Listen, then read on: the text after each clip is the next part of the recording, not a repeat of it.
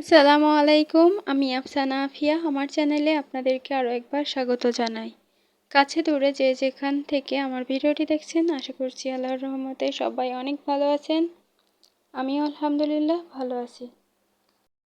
আজকে আমি গরুর জিহ্বা রান্না করব। তার জন্য প্রথমে নিয়ে নিয়েছি পরিমাণ মতো তেল, আর দিয়েছি এলাচ, দারচিনি আর পেঁয়াজ কুচি। প্রথমে পেঁয়াজটা ভালোভাবে আমি ভেজে নিব। আর এর ভিতরে আমি দিয়ে দিচ্ছি 2 চামচ শুকনো মরিচ বাটা, দিয়ে দিচ্ছি 1 চামচ জিরা এলাচ বাটা,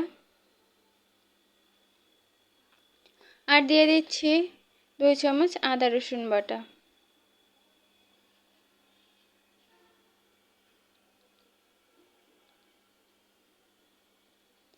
তো ভালোভাবে মশলাটা কষিয়ে নিচ্ছি। আর এর ভিতরে আমি দিয়েছি 2টা তেজপাতা, আর দিচ্ছি 1 চামচ লবণ, আর দিচ্ছি 1 চামচ হলুদ।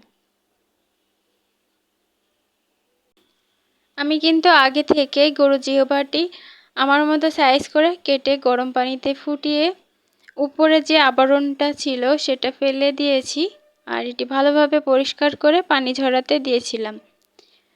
সেটা এখনই এর ভিতরে দিয়ে দিলাম।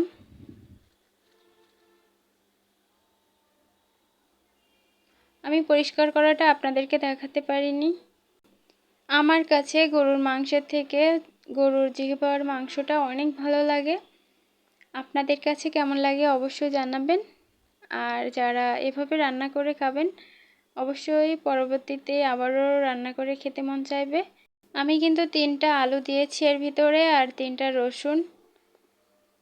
তো এর ভিতরে আলু দিয়ে এবং রসুন দিলেও একটা আলাদা রকম স্বাদ পাবো, তার জন্য এটা আমি অ্যাড করেছি।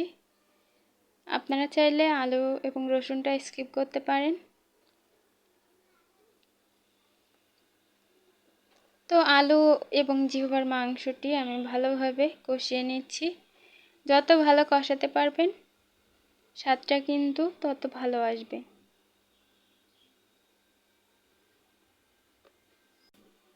বন্ধুরা, আপনারা যারা আমার ভিডিওটি এখন দেখছেন কিন্তু আমার চ্যানেলটি সাবস্ক্রাইব করেননি, তারা অবশ্যই চ্যানেলটি সাবস্ক্রাইব করে বেল আইকনটি অন করে দিবেন, যাতে খুব সহজেই পরবর্তী ভিডিওগুলো আপনার কাছে পৌঁছায়।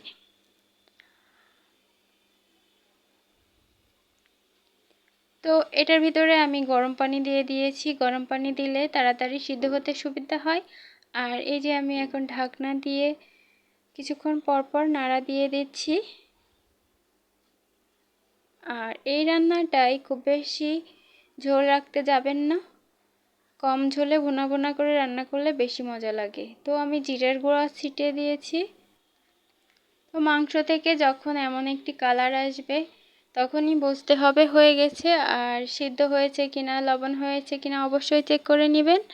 তো আজ আর ব্লগটি বড় করছি না। সকলে ভালো থাকবেন, সুস্থ থাকবেন, এই শুভকামনায় আজকের মতো আমি আফসানা আফিয়া আপনাদের মাঝ থেকে বিদায় নিচ্ছি। আল্লাহ হাফেজ। আসসালামু আলাইকুম।